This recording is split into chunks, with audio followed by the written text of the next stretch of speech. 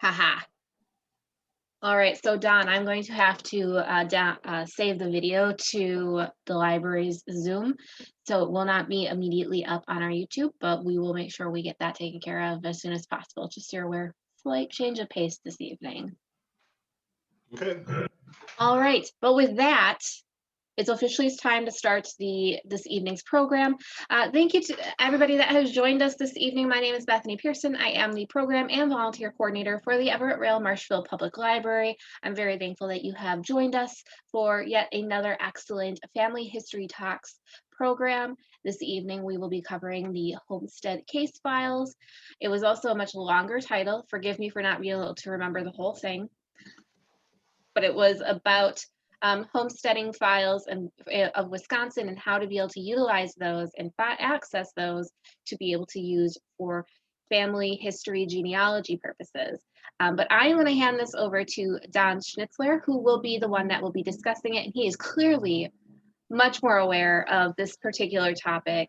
So, we're done listening to me. Couple of really quick housekeeping things. You can use the chat at the bottom of the screen at any time if you have any specific questions or concerns, if you're not hearing something, if something's really slow, you can't see something, can't hear something, use the chat to go ahead and use that. And then there is also a Q&A, which is also found at the bottom of your screen. And you can use the Q&A function in order to ask any questions specifically related to this program. And those questions will be I will relate those questions to Don at the end of the program, and we will answer those questions as much as we can at that point in time. Other than that, I will be muting and turning off my camera, but I will be here, so I will be assisting with anything that is needed, so don't hesitate to ask us any questions. But I think I will stop at this time and hand the reins over to Don. All right. Thank you very much, Bethany. To be honest, I don't remember how the program was advertised either, the exact title. But tonight what we're going to talk about is the Homestead Act a little bit and the records that were created by people who applied for homesteads and what they provide as far as information for people doing family history. And to be honest, when it comes to the records that are available through the Homestead Act, or the land entry records as they're called, there's some tremendous pieces of information in those files that really add unique stories to the stories about your ancestors. And so we'll talk a little bit about what you might find and how you go about finding them as we go through tonight's discussion. Maybe. All right. When you think about Wisconsin in 1862, especially in this area, Marshfield hasn't even been thought of yet. And yet, when the Homestead Act was approved or signed by President Lincoln in May of 1862, it was being reported in the Central Wisconsin newspapers within a couple weeks. You look on the right, the newspaper column appeared in the Wood County Reporter. That's a newspaper from Wisconsin Rapids, or Grand Rapids at the time. And they had a several-inch article talking about the Homestead Bill. And then a week or two later, in the Wisconsin Pinery, which was a Stevens Point newspaper, you saw another newspaper article about the Homestead Act.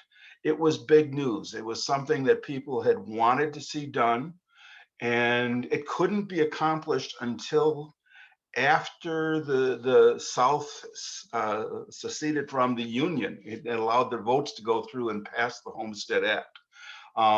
So there's a lot of things that go into effect with the Homestead Act, the Homestead Bill, but the big part of this is that people wanted to have access to some of the public domain. We're going to talk a little bit about some definitions here in a minute, but when it comes to this Homesteading Act, what it really did is it provided free land for hundreds of thousands of families. And when it comes to where this was promoted, it wasn't just in the United States. It was one of the reasons that so many immigrants came from outside of the United States to the US in that time period. It was an attraction, a draw for people from Europe who were coming to the United States with the hope of getting a good foundation. It was really important for the United States as far as the manifest destiny of incorporating all the 48 contiguous states and having that not wilderness or not wildland, but actually places where towns and villages and businesses were thriving. So the free land was an incentive for people to move from the East Coast to the West Coast and in between. One of the things about the Homestead Act is a little bit about knowing how the property came about being. And there's a difference between the states on the east side of the country versus the states on the west side. So if you look at this map, there's a map here that shows the original 13 colonies in that kind of darker gray shaded area. It's the original 13 colonies plus a couple other states. And then to the west of that, you can start seeing the territories that made up the rest of the United States. The first federal property that was owned by the US government was actually the Northwest Territory.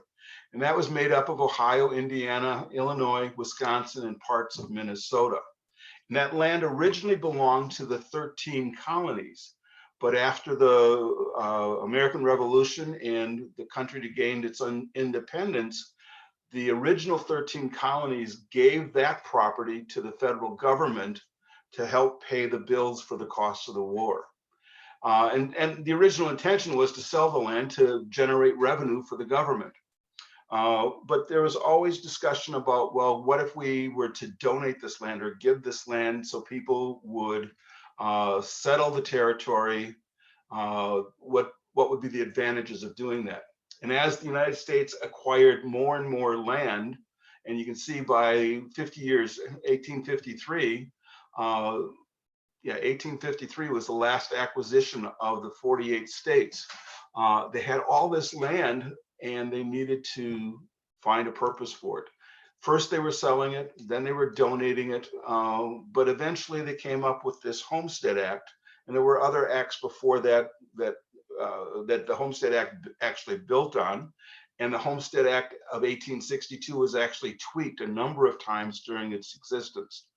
But they wanted to do something with this land, and in the end, they decided to give it to people to encourage westward expansion. Now, while they were doing this to promote westward expansion, there was also a lot of issues that came up during the process where the land was going to other than just the American citizens or people who were naturalized citizens that were going to settle on 160 acres of land. There were some problems, but they worked them out the best they could, and it was a very important act for the United States. Another map of the United States, and this again is really trying to demonstrate the difference between the state land states and what's referred to as the public land states, federal land states. The 13 original colonies plus the states of Kentucky, Maine, Tennessee, Texas, Vermont, and West Virginia are what's referred to as the state land states. And what that means is that they controlled what happened to their lands. They could sell their lands to individuals, they could have land grants, they could do homesteading. Texas, for example, is a homestead state, but the homestead is actually run through the Texas government. So if you're looking for records for homesteaders in Texas, you have to contact the office in Austin, Texas to get those records. The blue states are what's referred to as the public land states or the federal land states. And that is the land that was homesteaded through the US government. And so the files that we're talking about tonight are actually the records that are concerning those 30 states that make up the public land states. Now, I've put these arrows up here because one of the things that's important about the Homestead Act is that if you're looking at your family history, one of the things to keep in mind is if you see a sudden move from one area to another after 1862, that the explanation for it may have to do with the fact that someone in the family was a homesteader. In my case, my great-great-grandparents migrated from Warren County, New York to Marathon County in 1872 and 3. And then about 25, 30 years later, a couple of their children actually emigrated or migrated to Montana to homestead land there. So sometimes when you're seeing these big jumps from one state to another state, the explanation is homesteading. And at the same time, while I can prove the importance of homesteading and the migration of my ancestors across the northern part of the United States, just as many people who homesteaded made short jumps. People in Wisconsin might have homesteaded in Minnesota. People in Iowa might have homesteaded in Nebraska. Minnesota was good for going to the Dakota Territory. So a lot of times the homesteading was short migrations rather than big migrations. But in either case, homesteading is one of the incentives that sometimes cause our families to move from one location to another. I also like to share this this slide because I think it's important to realize how many successful homestead claims were made over the course of the Homestead Act being in effect. And this is one of the longest acting federal acts that were passed by the government. It was passed in 1862, went into effect January 1st, 1863, and wasn't repealed until 1976. And even when it was repealed in 1976, there was a extension for homesteading in Alaska that lasted until 1986.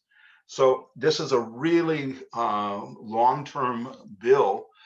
President Kennedy said it was one of the most impactful bills on the face of the United States, the appearance of the United States. So it's an important bill. One of the things I like about this chart, though, is that it shows you by state the differences as far as the number of homesteads, successful homesteads per state. You can see that Montana has the most homesteading, the successful homesteads, and that brings it up to 151,600 parcels or claims for homesteading. Some of the states that have the lowest number, Indiana, for example, at 30, Illinois at 74, relatively few. And the reason for that is because that land was already claimed or sold by the time the Homestead Act went into effect. And then you can see Wisconsin, second from the top, at 29,246 successful homestead claims. Not the top number, but it's a relatively good or high number for successful homestead claims. Actually, when they talk about successful claims, they say that Wisconsin, Michigan, Minnesota, and North Dakota and South Dakota make up about 20% of all the homestead claims that were done over the course of the Homestead Act being in effect. So what does it mean to Wisconsin, to central Wisconsin, and to the people that we know around here and who might be a descendant of a homesteader? First off, in Wood counties, and I'll start with Wood County because of Marshfield. Marshfield or Wood County has the lowest number of homesteaders by comparison to the three counties in this area. Wood County had 283 homesteaders, Clark County 757, and Marathon County 832. And if you look at that, one of the reasons you can explain this is that the southern part of Wood County and along the river on the eastern part of Wood County was all pretty well settled early on. And so there was less available land. And then when the railroad came through, as an incentive to the railroad, the federal government gave land grants to the railroad to encourage the building of the railroad to Ashland. And so some of the land from Wood County and Clark and Marathon was actually included in the land grants to the railroads. But when it push comes to shove, in Wood County, there was less land available when homesteading began, and that's why the number is lower. Clark County and Marathon County, again, very respectable numbers for the number of homesteaders. And again, when you look at that, the homesteading was from the county line on the west side over to the east side of Marathon County. And more of the homesteading was done on the west as the railroad went through, and then in the land between the railroad and, say, over towards Wausau. So again, it depended on what land was available, what land was settled first, and so homesteaders could come to that area. Now, one of the other things that I like to show here is that when we think about homesteading, a lot of times we think because 1862 is when the law was passed, that all the homesteading was done early on in the 1860s, 70s, 80s, and 90s. And you can look at this graph and see that really that isn't true. Most of the homesteading was done after 1900. And so that's where you see the peak of the bell curve, basically, as far as the number of homesteads completed. But then you see that it takes a sudden drop off in the 1930s. And what happened is in 1930, FDR passed another law that, or another act, or the Congress passed an act, and President Roosevelt signed it, that severely restricted the lands in the West. It was a grazing act, so they kept the land for grazing cattle, and that severely impacted the amount of land that was available for homesteading. So you see that sudden drop off in the 40s, 50s, 60s, and the early 70s. It doesn't even get on the list there. But again, just because the act was passed in 1862 doesn't mean that all of the homesteading was done early on. Oops. So what did the Homestead Act do? Well, the Congress passed the act in May of 1862, and on May 20th, Abraham Lincoln signed it. And though it was signed in 1862, it didn't become effective until January 1st, 1863. And what the act did was it provided 160 acres of land free of charge to citizens of the United States who wanted to claim the land and meet some provisions.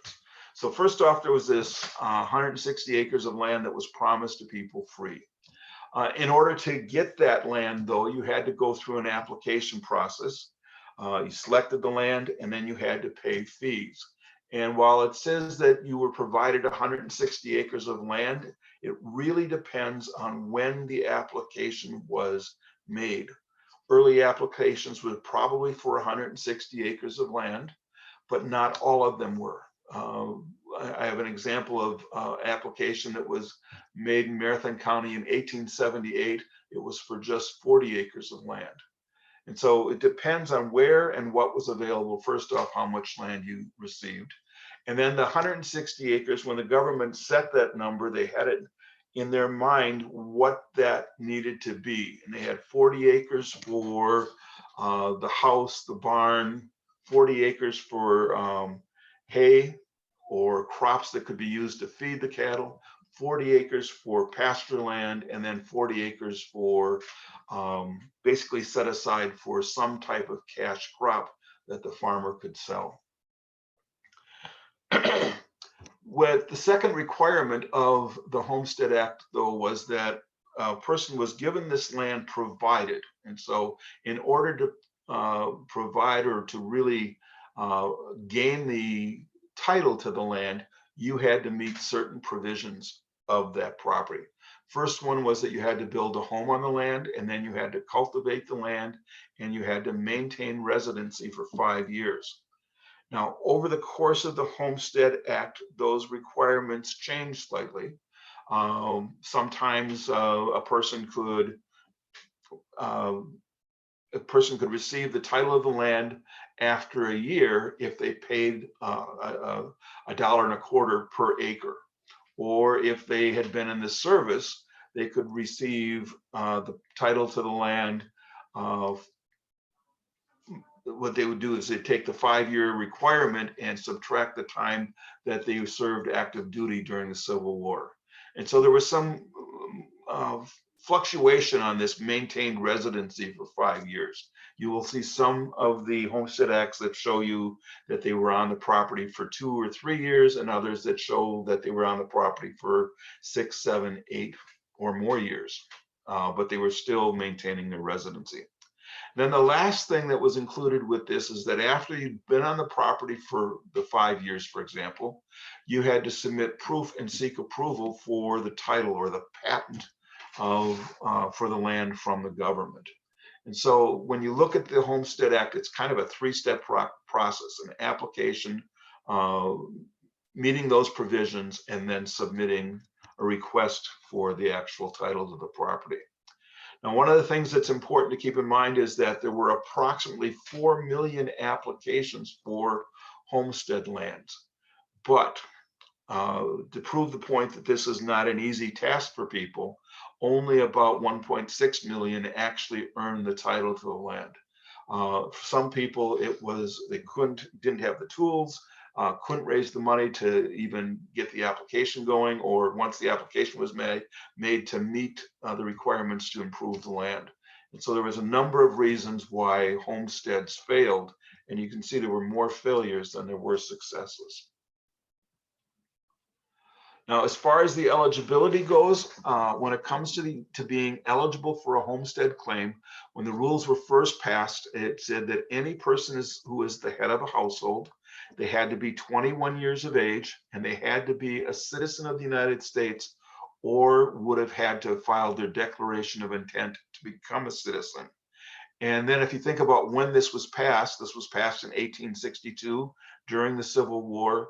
The last caveat prevented people who were Confederate soldiers from applying for homesteads, and so never borne arms against the United States. So now, during the first couple years of the Homestead Act being active, Confederate soldiers weren't allowed to require the property. After 1867, I think it was, if they swore allegiance to the United States, then they could. And in December 25th, 1868, I think it was, there was the Christmas pardon where President Johnson pardoned all the Confederate soldiers who had previously bore arms against the United States. And so after that time, they were eligible also for the homestead claims. Now, what's important to genealogists are these papers that are generated. And we all know that the government likes to collect papers. I mean, you can't do anything without generating some type of paper, signatures for anything. And so when the homestead process was being done, there were papers that were generated, and those papers were kept.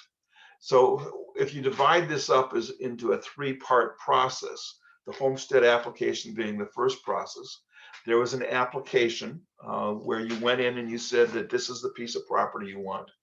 There was an affidavit that the entryman, the person who was going to enter the homestead, had to swear to. And if you remember those provisions, you had to be 21 years of age, the head of a household, never bore arms against the United States, and a citizen of the United States. So you had to sign an affidavit to that effect. And then you had to pay fees. Now, while we talk about the homestead being free land, there were costs involved, and the application process cost about $10. And then there was a couple dollars that were included for the register and the receiver, who were the people that worked in the land office. Register kept track of all the different pieces of property that were being homesteaded, and the receiver received the cash payments for it and documented the dollars for the government. And then the last one was the receipt, and the receiver gave a receipt to the applicant when he filed for his homestead application.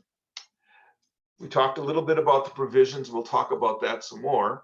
But during that next part, the person is actually living on the land and meeting the provisions of clearing the property, building a house, building a barn, setting up crops.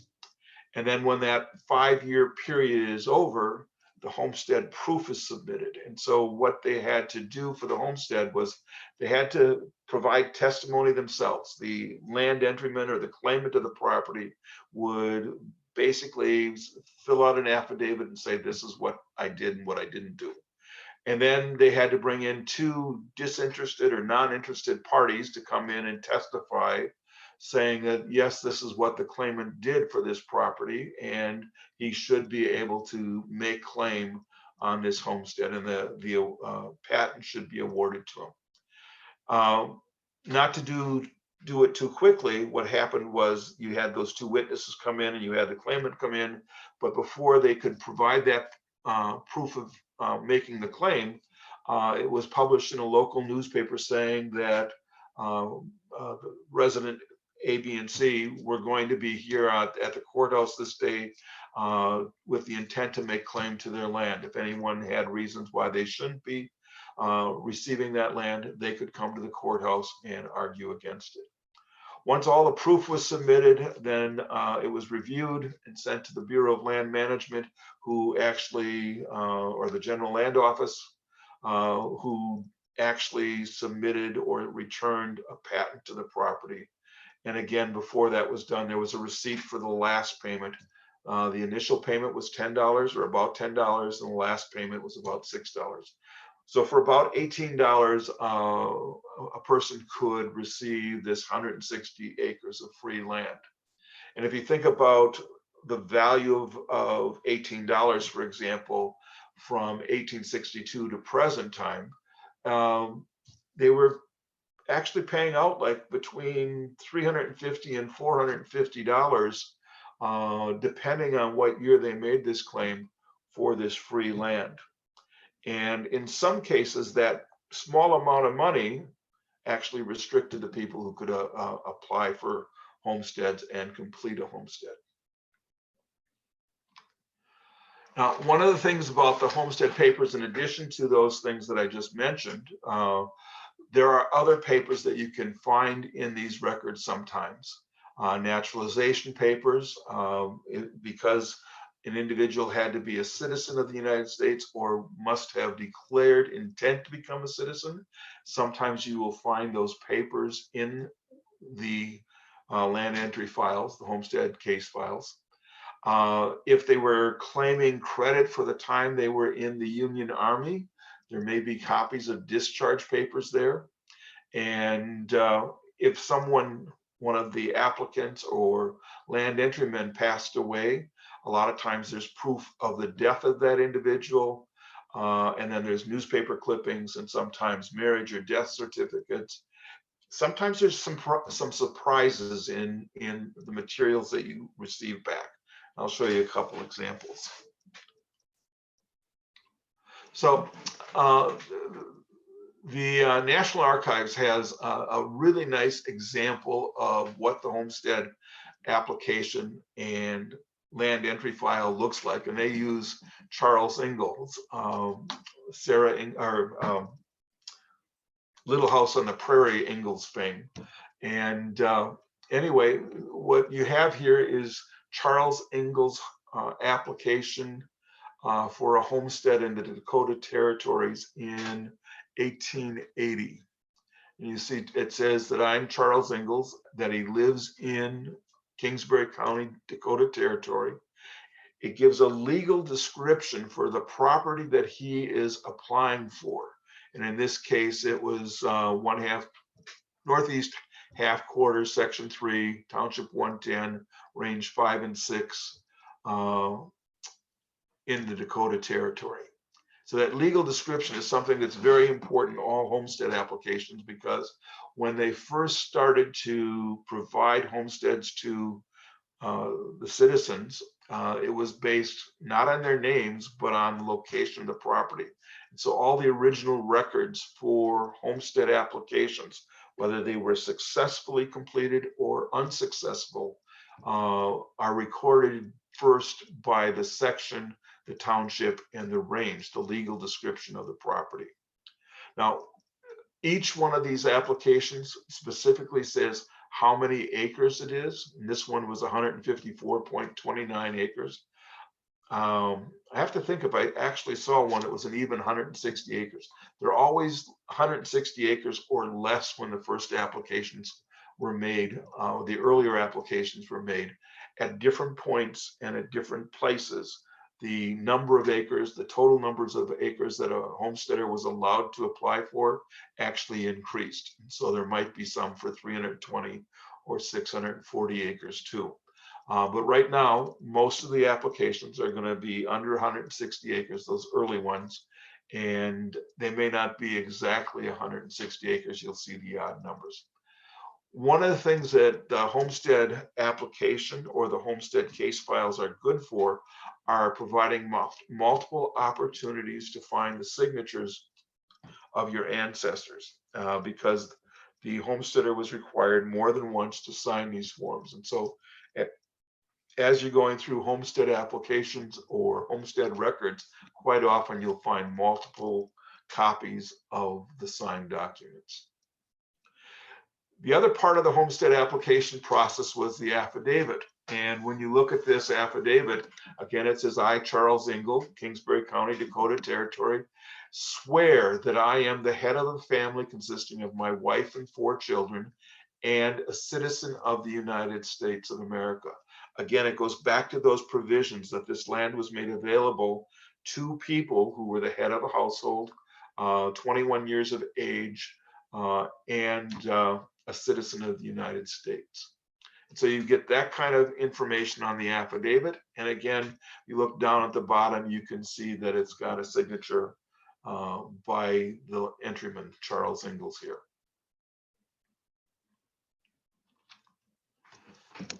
And then the last piece of information in the application is you have to pay for that application. And in this case, Mr. Ingalls paid $13.86 for the 159 acres as his application amount. And so you can see how much he paid. You can see the receiver's name on it.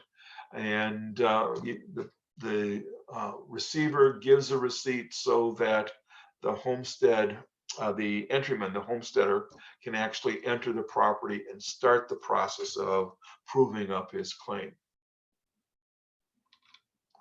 Now, when it comes to the homestead proof, homesteading required a lot of work. And so depending on what part of the country was homesteaded, you get different obstacles that you have to overcome. In central Wisconsin and northern Wisconsin, after the lumbermen came through and people were homesteading this land, you had lots of pine stumps to clear. And this is a picture of a family clearing the stumps from their farmland sometime in the early 1900s.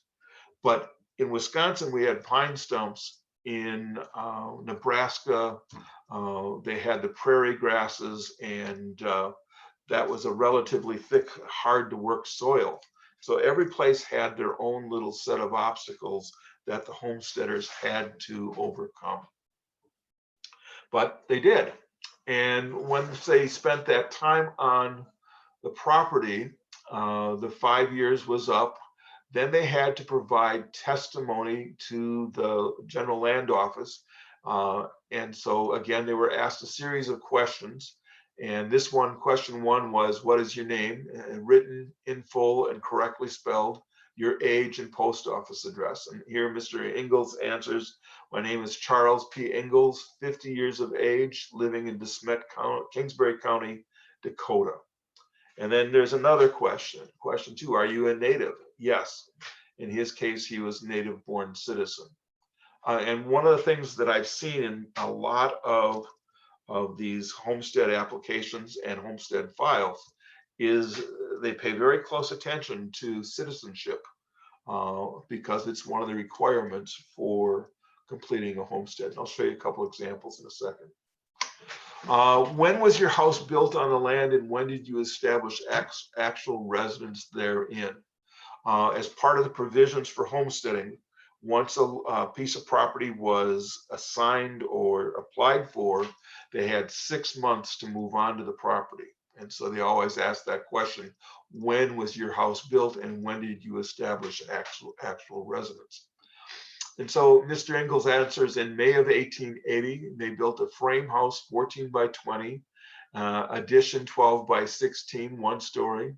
They have a good well and a pump. They've built a frame barn, hip roof, 16 by 20, and then they have 60 acres bearing apple trees, plum trees, small fruit trees in abundance, approximately 6,000 acres. Mr. Ingalls was a busy worker. One of the things that's interesting here is that when you look at this, they don't say how big the house is. Now, I have no doubt that Mr. Ingalls completely built a 14 by 20 foot or a 12 by 16 foot buildings. When they talk about some of the fraud that was going on with some of the early homesteads, is they would pull a house onto the property, and so they could say that they saw it there, or they were building a much smaller thing, 14 inches by 20 inches. And that was one of the ways that there was fraud going on. Because early on, there wasn't someone that could watch these things all real close, some things got away. It seems like there's always someone trying to take advantage of things. But the Homestead Act still did good things for more people than not. Fourth question was, of whom does your family consist, and have you or your family resided continuously on this land since first establishing residence there? And so Mr. Ingalls here answers that his wife and 4 children is the size of the family, and I have except as answered in the next question. And it's really important that people maintain their residencies here, so they always explain that time when they were away very much. So they asked the question about when were you absent, and Mr. Ingalls answers, I was absent for about 3 months in the winter of 1881 and 1882, and 3 months for the winter of 82 and 83, so that the children could go to school, and since which time the residence has been continuous. You'll see lots of examples when you look at these homestead records talking about families not being on the property for the full year. I have several examples from Marathon County where the homesteaders worked as loggers, and they were gone to the logging camps, and they took their families with them in the winter to work in the woods. And so you'll see different answers like that and get to know a little bit more about what the family was doing that you wouldn't find in the paper, you wouldn't find in your family records probably, unless you're lucky enough to have someone who kept a diary and talked about all these things. Then they ask about cultivating the land, and they wanted to, again, part of proving the land was improving the land and actually raising crops on it. And here Mr. Ingalls said he has 60 acres and raised crops. Now, there was no specific requirement about how much land had to be cultivated. And so you may see things where they talk about 3, 4, 5 acres, and others where they talk about 60, 70, 80 acres. And then they ask about minerals. And again, here I think what they're looking for is just to prove that the land doesn't have any economic value that would prevent them from giving the land patent to someone. So they're asking about minerals and coal, saline minerals and things, and only value is for agricultural purposes. And have you ever made entry on any other homestead? Having made entry on another homestead does not disqualify someone from applying for a second homestead or even a third. What they have to watch is the number of acres that they've applied for. Louis Rivers, who is the first white settler in Marshfield in the 1870s, actually went to Nebraska and homesteaded 2 times. The 2 homesteads, though, were more than 320 acres. And so the government made him pay $1.25 for the 5 or 6 acres that were over 320 acres.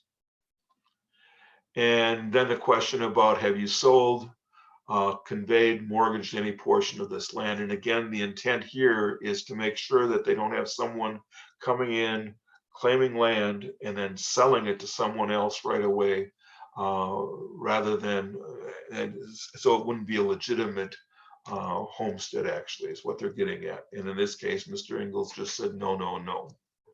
And he was trying to say no, he didn't sell it, no, he didn't convey it, and no, he didn't mortgage it. Now, that was the first set of forms that was completed specifically by the claimant.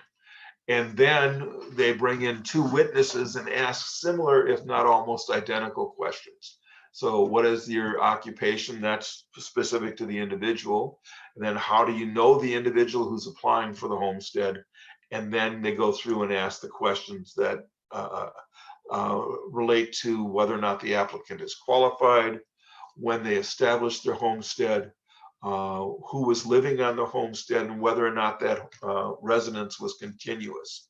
And if it wasn't continuous, where were they and how long? So they asked those same kind of questions to reinforce what the claimant had said. And it goes right down to the same thing about the minerals on the property and whether or not they had mortgaged or sold or contracted to sell any of the property. After they've gone through that process at the local land office, then they getting that part ready, they have to make this legal notice in the newspaper.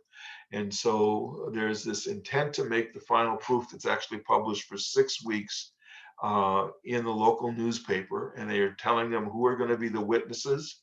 And so in this case, you've got Charles Ingalls up here, and you can see there's a Martin, or Masters, a Boast, a Perry, and a Wilder here.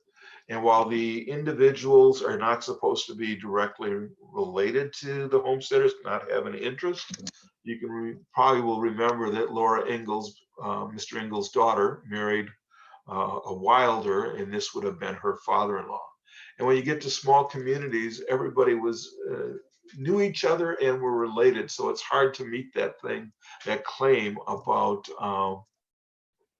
disinterested parties. And so there's lots of times where you'll see, looking at these, where you'll see direct relatives or people you could see that there was a relationship to the entryman. One of the things that I do kind of like about this is it gives you a chance to see what was actually published in the papers and what at the time was considered the local paper.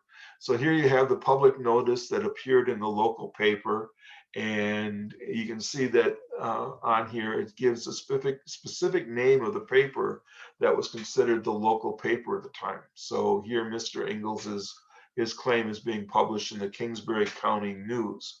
So if you're going to be looking for other local stories, you might want to track down that newspaper and see what you can find reported in there for information.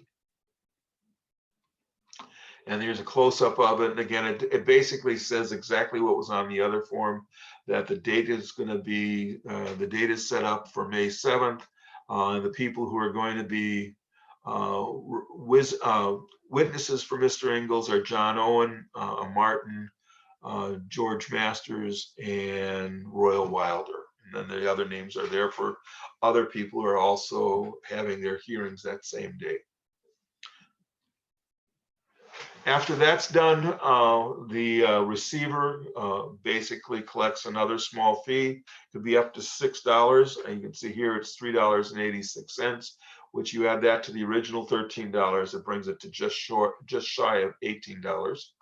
And the register then takes all of the information and kind of puts it in chronological order, answers the questions, and this all gets packed up and sent to the General Land Office, Bureau of Land Management, for their review. And then if it's approved, the patent, the piece of paper that actually transfers ownership of the land from the government to the individual, is sent to the homesteader.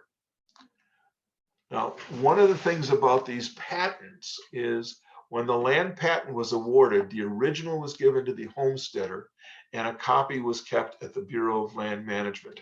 It is not part of the actual homestead case file.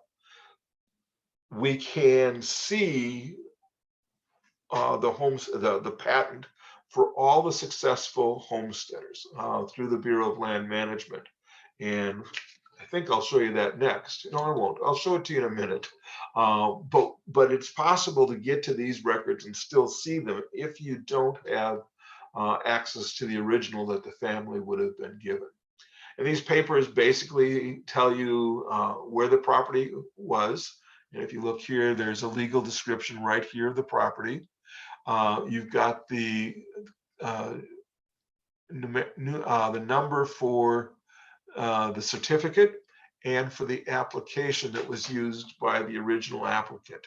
In this case, Robert Spencer died the 2 years after he filed for the homestead, and his wife, Mary Spencer, the widow of Robert Spencer, is actually completing the homestead application.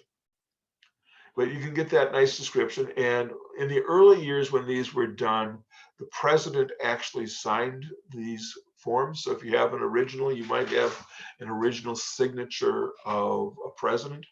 But at a certain point, the president stopped signing them and they had secretaries signing them for them.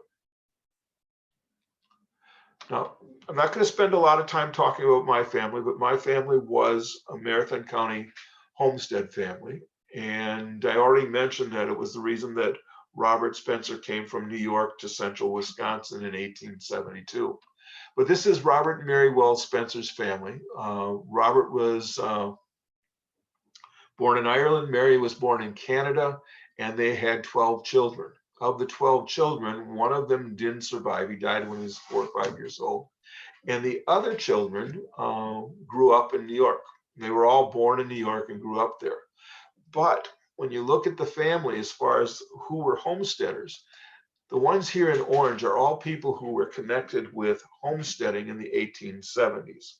Actually, the 1870s and even up until the early 1910 time frame. So we have Robert and Mary Spencer. When they came to Wisconsin in Robert came in 1872, Mary came in 1873. And as far as I can tell, Robert either came by himself or with his son-in-law. And then Mary came with their children, and the oldest son, Robert Wallace, probably was the one who was kind of responsible for helping to move the whole family here. Now, Dora's got a little different look because she was here, and after her father died, her brother-in-law's brother came from New York, married her, and took her back to New York. And so she lived the rest of her life back in New York. But you can see there's in one family, there's lots of connections to homesteading. And maybe I should mention this now. One of the things about homesteading, there's 1.6 million successful homestead claims. And they have estimated that of the United States citizens, there are 93 million descendants of homesteaders. So this isn't something that just affects a small number of people. It is, that's a big impact on lots of people in the United States today. So again, one of the things that was important when I found this homestead file for my great-great-grandfather was we didn't know when he came to Wisconsin. And we know from this that he was here November 19th, 1872 to actually make the application for the land in Marathon County. And he says at that time that he was a resident of Marathon County. So I don't know how long he'd been here, but he was already in Wisconsin before he filed the application. And it goes through and you can see I, Robert Spencer of Marathon County, a citizen of the United States, that he had served in Company I, the 5th New York Cavalry, and that he mustered into service November 1863 and was honorably discharged July 1865. Now this is important for him because when he applied for this homestead, he was actually applying for it with the military service, and so he was going to be able to claim just about 2 years less time for that requirement to be on the property for 5 years. And again, the last thing is that this is a good place to find Robert's signature. There was also included with this actually a copy of his discharge papers from the Civil War. And so we go through that and you get that he was again Company I, 5th New York Cavalry.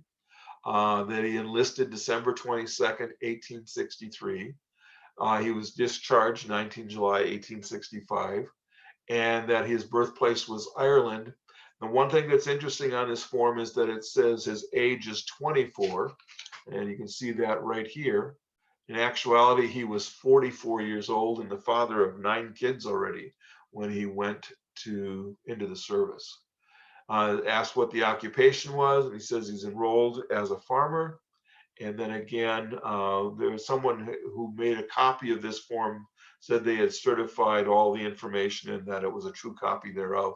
But this was a mistake that was not on the original discharge papers.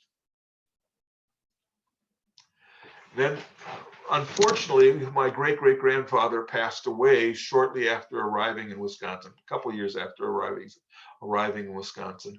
And he'd already made the homestead application. He was proving the land and passed away.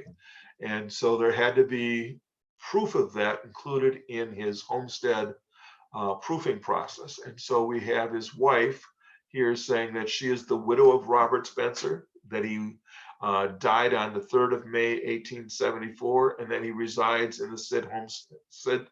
He resided in the Sid homestead and has, since the death of her husband, she had, and then cultivated it to the best of her ability. And they never take the one person's word; they always have someone substantiating it. And then here you see that it says, and that Sid Robert Spencer died on or about the 3rd day of May, 1874, and they were present when he died and at his funeral. And that Sid Robert Spencer was residing on the homestead with his family when he died. So they're going through and they're talking about or verifying the facts that are needed to help prove the claim. Again, there were some other neighbors that had to file proof here. And what we have is that Sid Robert Spencer moved onto the homestead in the spring of 1873 in the month of April.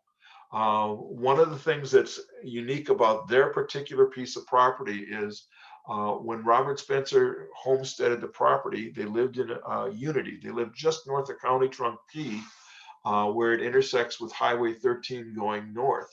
And right across the road was the railroad property, the railroad line going through. And so they had a really nice piece of property that they acquired as part of this homestead process. But it goes through and talks about when they moved in here. And so we know by the application date that Robert moved to central Wisconsin in November 1872. And we know that his wife arrived in the spring of 1873 to settle on the property in April. And that is just about the time when the Central Wisconsin Central Railroad made it to well, they were probably up at Colby by April. And so they had direct access to this property by railroad. So they didn't have to worry about going through woods with oxen or anything else. And then again, here we have the same thing, kind of talking about when the family moved onto the property. This witness said that Robert Spencer commenced work on his homestead sometime in the summer of 1872 in clearing and building a house in which his family would live. I think it's interesting that he might have been working on the property before he filed the application, or maybe that's a mistake. I don't know, because technically they had to apply for the property before they moved onto it. And then again, the evidence of 2 witnesses. In this case, they had Edward and Addie Bean, and that they said that Mary was the head of the household, consisting of 3 members, and that was the 3 youngest children, Carrie, William, and Eliza, and that they made settlement on the land the 1st day of April, 1873, and there's a house built on it. It has a barn. They've cleared 5 acres and set out about 50 fruit trees, and the house is a comfortable one in which to live.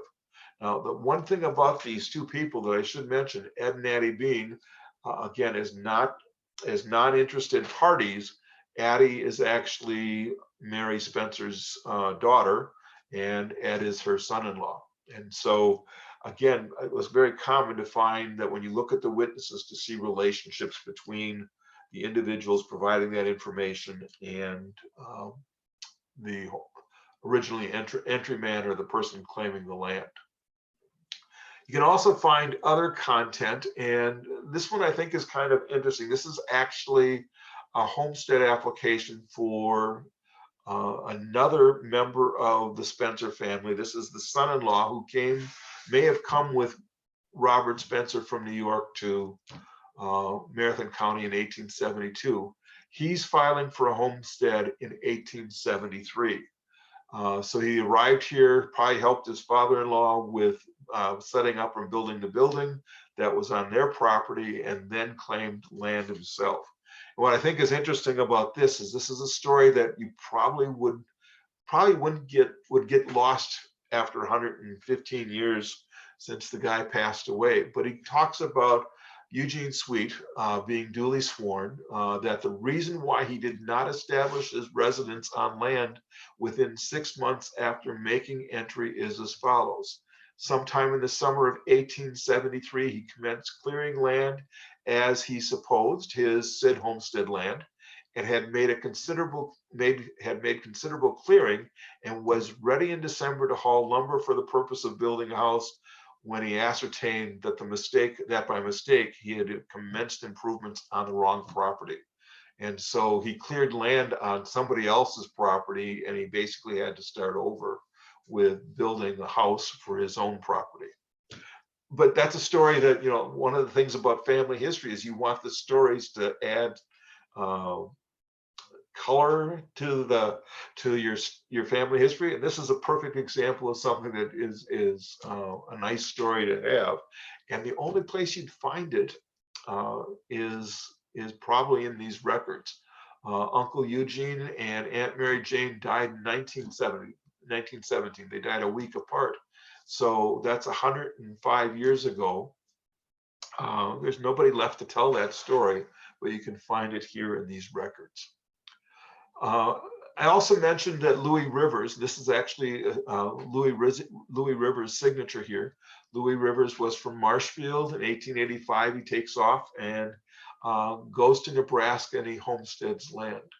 And he actually homesteaded land twice. And in this affidavit, what is interesting is he was getting harassed, or not harassed, but made to prove that he was a citizen.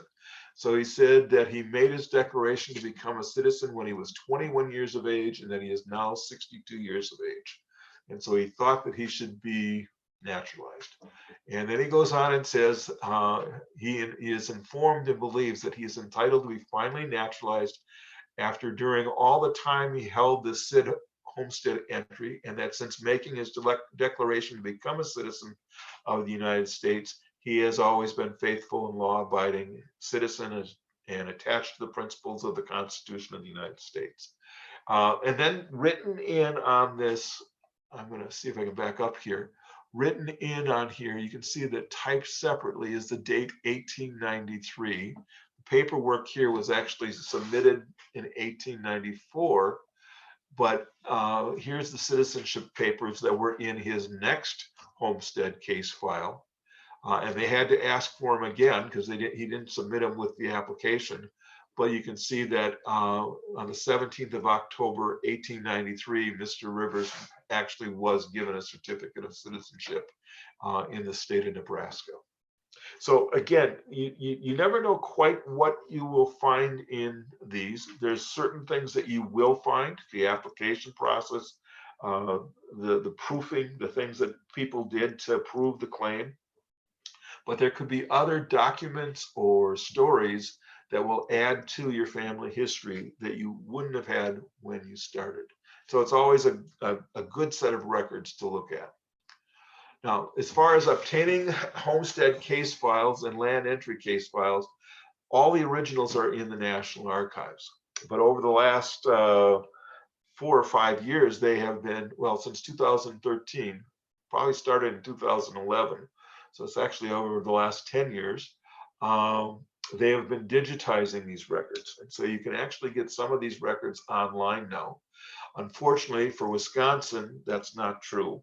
But there are some that are available online, and then other ones have to be ordered from the National Archives.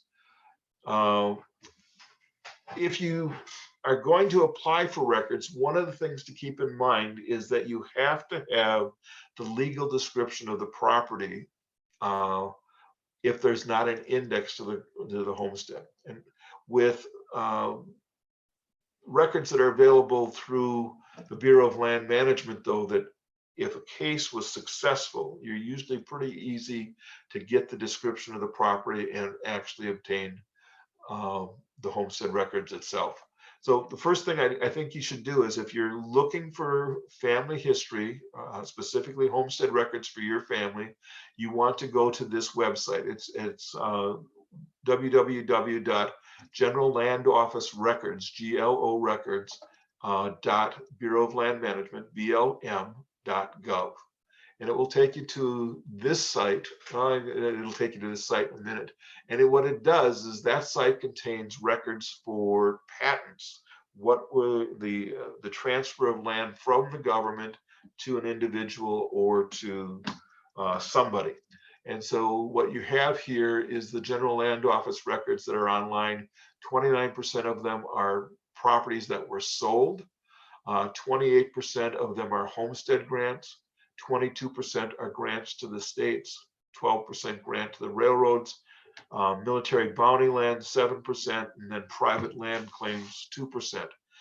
For our purposes, when it comes to looking at the actual land entry file records, you only want to apply for them if you are looking at a homestead.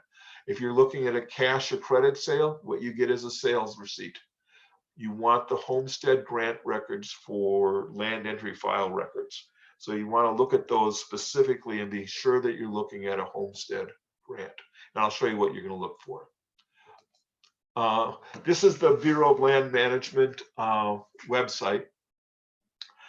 When you first get started, it's a really easy, friendly user-friendly website.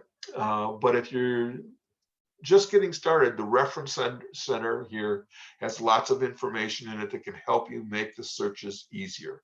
So I'd suggest starting there just to get a feel for what everything is on the site. Then after you do, I guess I'm going to show you what that is. You can see all the different menu items here that you can look at. And they're just nice brief descriptions to help you through your search process. After you've gone through that and you want to start doing searching, you just go over to the search documents. You click on that button and it will bring up this screen. And it's a matter of putting in the information that you want to look for. So I know my Robert Spencer was in Wisconsin, that he homesteaded and that he was successful. If I didn't know that though, and I didn't know the location, what I would do is I would put Wisconsin, because I know it was Wisconsin, and then I would put his first and last name. Now, one thing about this site is it's very dependent on spelling.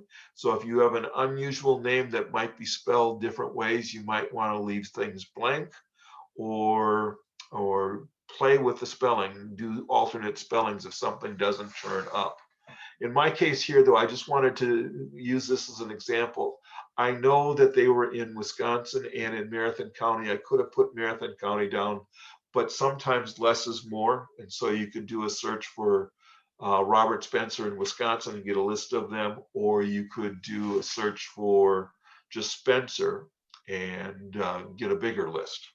So it's one of those things that as you're searching with these, it's probably best to play with it a little bit to see what the results are. So we put the location in, the name Robert Spencer, and we hit for search patents, and it brings up a list. And you can see that Robert Spencer shows up in a number of different places here. And we know the county, so I can just go over to this right-hand column and see that there's only 2 listings in Marathon County, both for the same land patent, Robert and Mary Spencer. You click on the little highlighted hyperlink here, and it will bring you up to the information on their particular piece of property. So what you have here is you have Robert and Mary Spencer. Those are the names that are going to be on the land patent. That the land was obtained from the Wausau office. that the answer to the mineral reservations, no, and U.S. reservations, no. The authority here is important though, because you want to make sure that if you're looking at these records, that if you find your family name on here, that it says Homestead Entry Original, because those are the ones that have the land entry case files that are important for helping us with family history. The receipts don't do anything. It's nice to see them or nice to know that they have the property, but you don't want to spend $50 to get just a receipt for a non-homestead land transfer. And so again, here, then there's some descriptions. There's the certificate number, there's the application number, the total number of acres, and whether it was determined by meets and bounds. And when it comes to the homestead, the land was surveyed, and it was all done by the rectangular system for the property. By clicking on the print friendly view, it will bring up a copy that you can print and not use as much ink, has the same information on it, slightly different format, but it also includes the legal description of the property here. And then if we go back to that previous slide, there's a scroll bar here on the side that if you scroll way down to it, it will bring up a map. And here's that legal description for the property. You click one of those, you just put a check mark in one of those and hit return. It will bring up a map of Marathon County, Wisconsin. You can see here's the Marathon County border, town of Spencer, town of Unity. And in this quarter section here is where the Spencer farm was. Now they had actually the 150 acres were the top part of that right there. Was their property. It doesn't pinpoint the exact location, but it comes close enough that a person could go and find the property if they wanted to. Other things that are important on this particular website is if there was a patent given, and these people all have, this site has all the patents for the property transfers. You can find the original, a copy of the original patent that was given to the land entryman by clicking on that link where it says patent image. And you can, here's the image that comes up, and you can save it to your computer, you can print it, or you can copy it and manipulate it any way you want. And this again is the entire document for the land patent that would have been given to my great-great-grandmother when she proved her claim in 1878. And we already mentioned that he's saving and stuff. The other thing that shows up on this site that I think is kind of interesting is the related documents. You can click on this link here and it will bring up related documents. And what that does is it shows you who all the neighbors were. And so you have Edmund Creed, Fritz Darling, people that were neighbors to the Spencer family that had adjoining property to their property. And so you can find out who some of the other people were in the area. You can see when they moved into the area as opposed to when your family, not when they moved in, when they proved their claim. So here's Edmund Creed, for example. He completed his homestead claim in 1874, Fritz Darling in 1873, and then my great-great-grandmother down here in 1878. Now these two dates, 1860 and 1859, are either cash sales or bounty land sales because they're before 1862. They're not going to be homestead records. So they acquired their property in some other way, and you can actually go in and look at their information and find out how the land was transferred from the government to them, just out of curiosity. One last thing I wanted to kind of point out on this page is these icons over here, are hyperlinks over here. If you click on one of those, it will bring you to the surveys. And the original surveys for Marathon County were done in 1853. And you can actually see an image of what those look like. So you click on the original survey, it brings up a description of the property, and you click on plat image, and it will bring up this, and you click on the plat image again, and it brings up the actual map that was made in 1853 for this section of Marathon County. Oops, and there, I'm going to make it a little bit bigger. My family's up in that upper left-hand corner here. If I go back, oops, not there, here. So we're looking right in here for that property. And you see that these three sections are the property that Robert Spencer homesteaded in 1872. So you're in section 6, and then you can have the legal description to the property, so you can track down the records. Now, I mentioned that we can find the patent on this site. That's all you can find on there is the patent or the information for the land that someone homesteaded or somehow acquired from the government. The records that are available at the National Archives are being digitized. And to this point, all of the states here in green have been digitized. And so that a person can go to the local family history center and ask for help on finding the digitized copies of the homestead records. You can go to Fold 3 or Ancestry. Fold 3, I haven't checked in the library to see if it's available on the library edition of Fold 3, but on the subscription, it's real easy to find. You just type in the name and what you're looking for, and it will pull up a film of all the different files that they have on there. And you do it by state. So you'd start off with Nebraska and then look for Louis Rivers, for example, and it would pull up the Rivers homesteads. And the same thing works for all of these other states. And again, when we look at these states down here, Illinois, Indiana, Ohio, relatively few homesteads in that area. But when you get further west, Wyoming and Nebraska have a much higher number of homesteads. I expect that they will continue to work on it. They say they are, and eventually they will get those records out there. How long it will take, I don't know.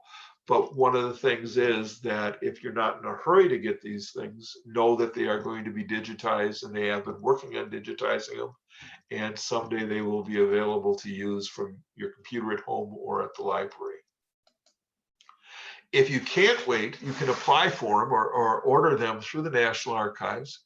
And you can do this is either by downloading and printing a form or actually doing it online and submitting it online. What they're going to want is as much information as possible. So if you can find proof of what property they homesteaded on the Bureau of Land Management patent records, so you have the legal description, you put that on there, I'm sure you'll get the records really quickly. If you can't find it there, but you know a legal description of the property, and you know for sure that they patented, that they actually were homesteaders, you can still fill out the application, put as much information as you can onto the form, and then send it in, and they will get back to you. Now, one thing about these records is they are not cheap right now. If you want records from,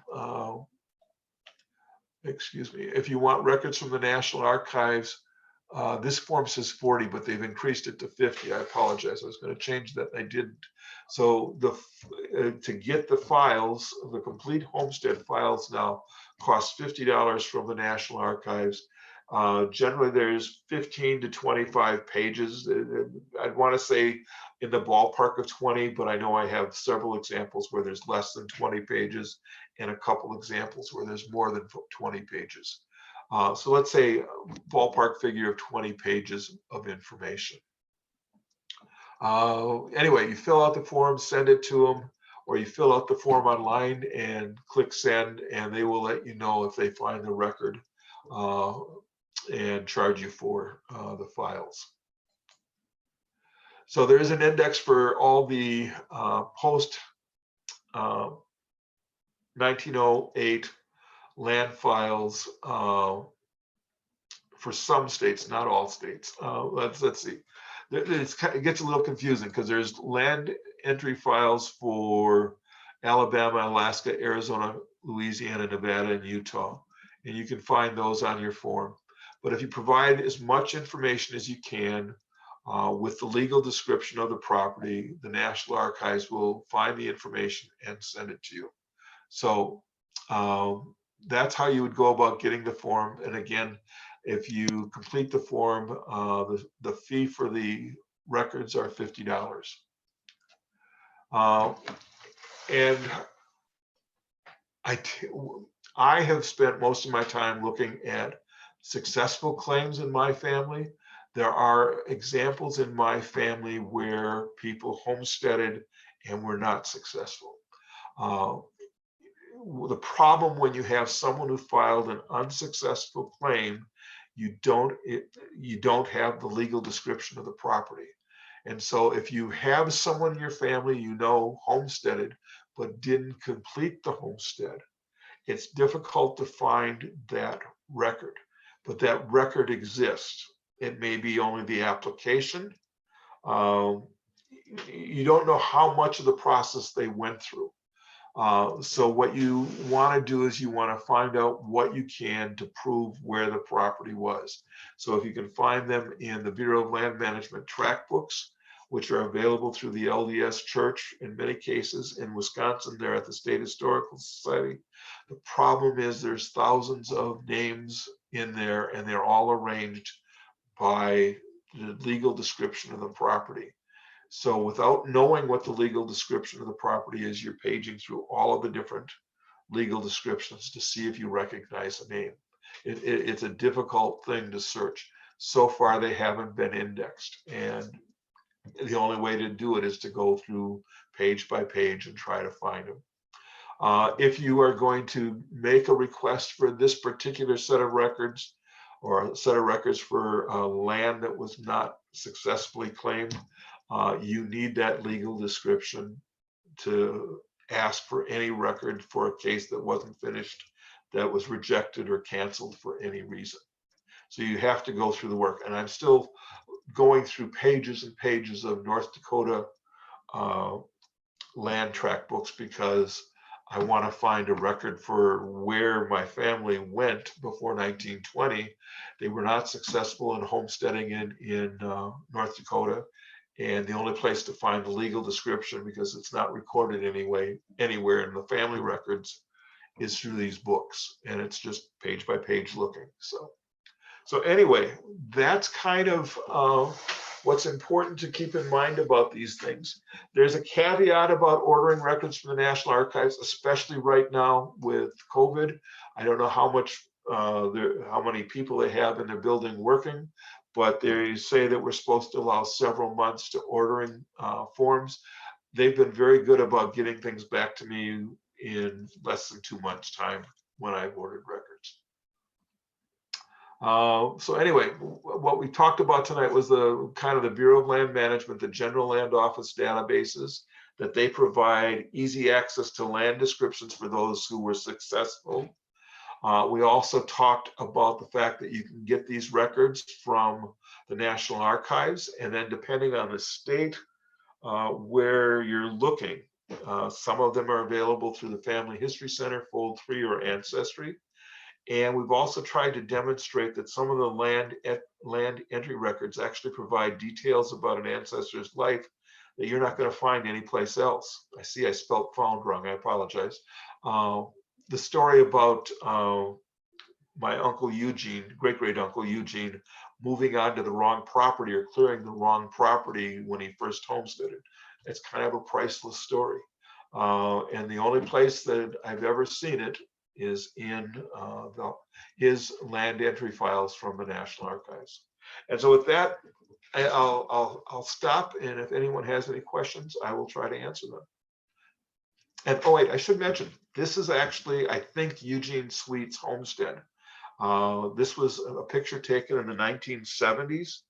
One of my third cousins actually owned the property at that time, and well, her father did. And they took 3 pictures of the home that my great-great-grandparents lived in, and they purchased, the home was purchased from the Sweet family. So I'm sure that's the original log home that belonged to Eugene and Mary Jane Spencer Sweet. And with that, I'll take questions.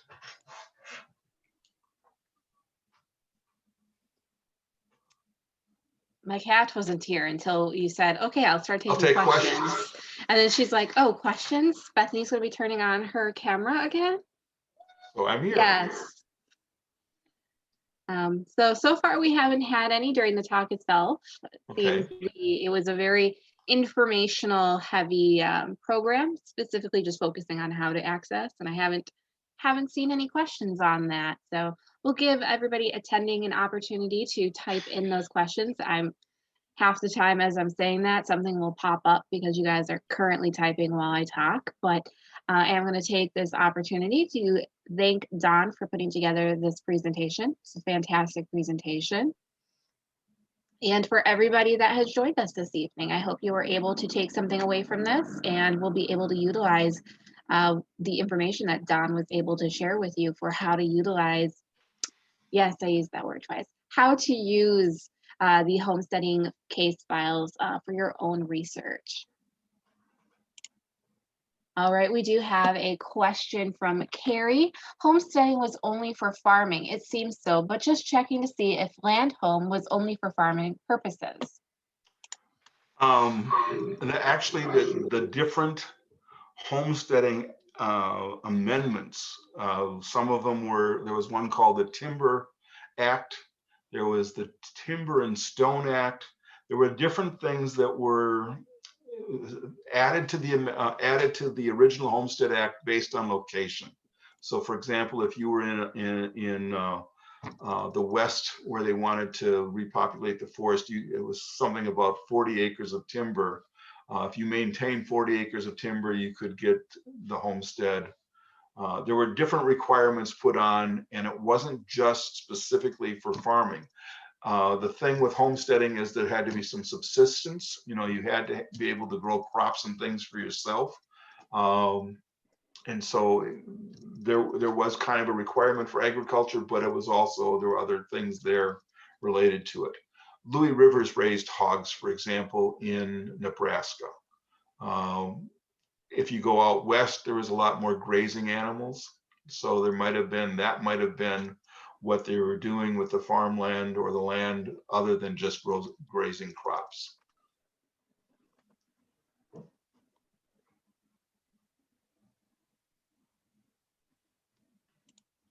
I should mention, if somebody is interested in homestead records, I'm at the library on Tuesday mornings. I'll be glad to, you know, kind of show people where things are on Fold 3 or answer questions there also. So, or I can bring examples of some of the homestead records that I have, because I have quite a few. I think you also did not mention Don, as he said, he's at the library. He's in the Felker Family History and Genealogy room, which is located on the second floor. It's pretty easy to spot once you walk up those stairs, but if you are trying to figure out where it is, you can ask at the adult information desk on the second floor and they will direct you to it as well. Carrie also has a follow-up question, wondering if there are any single women homesteaders that you might be aware of, Don. Yes, I can't name any in my family, but when the Homestead Act was approved, it was not set up for just men. Women could apply for it. Sometimes married couples would apply for adjoining pieces of property, so that instead of having 160 acres, they'd have 320 acres. And so you may get married couples doing that. You also have women that are heads of household that were eligible to apply for homesteads and did. And then the other thing I didn't mention is African Americans. There was a large number of African Americans that applied for, I shouldn't say large number, there was a number of African Americans that applied for homestead land also. So what they stressed was the 21 years of age. It doesn't limit by sex. It doesn't limit by race or anything else. It was available to everyone.